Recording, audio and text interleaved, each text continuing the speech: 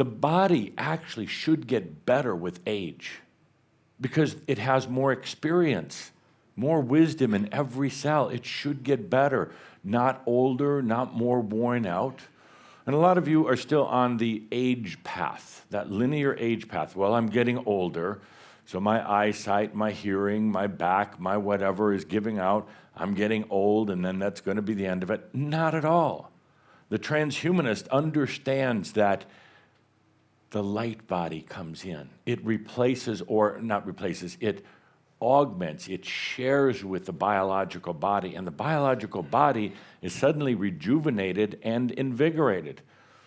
Theoretically, the biggest question or problem you should have is, geez, now I have this vital body, dynamic body, flexible body. I'm going to be around for a lot longer on this planet. What am I going to do?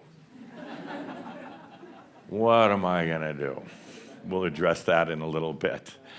So, transhumanists, in your mind, we're not using chips implanted in the brain. We're not using any sort of special electronics to release us from the limitations and the confines of the brain. The brain is a wonderful tool for an animal or for a human who needs to do things like knowing how to drive a car or pour a glass of wine, the functional things. But the brain is not a creative source. There is no creativity whatsoever in the brain. I know science will dispute that, but they'll eventually come to agree. Science will eventually agree with everything that I say. That's the truth. I say that humbly. Through allowing, you release the lock of the brain. You release the limitations that you've placed on yourself by only going through the mind. You simply expand into other realms. It's a little strange at first. You get a little dizzy, a little disoriented. Well, real dizzy, real disoriented. But you start going into the and. You're not just the human, you're the human and the master, and the Atlantean, and the Merlin, and the future self, and all of the rest of those. You live in a reality of multiples, not singular, not singular. That's part of the answer to what do I do all day now that I have this body that's going to last forever? You're now in the and. It's not so linear and so age-based and so boring and dull. You're sensual. Tomorrow we're going to focus on sensuality. I've talked a lot about it because it is so important. Without sensuality, you're not going to want to stay on the planet. Without sensuality, you're not going to want to spend another 50, 75, 200 years on the planet. That's so boring.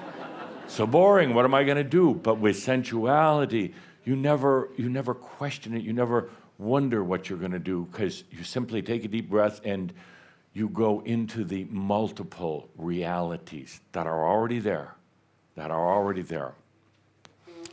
So we're in the transhuman series. We're taking a different approach rather than just using technology, a very, very different approach. In that whole work we've been doing over these years, recently I've had to really do a big shift in my work as Adamus, working with you. I've spent a lot of years working with you on simply understanding enlightenment, or what I prefer to call it, realization.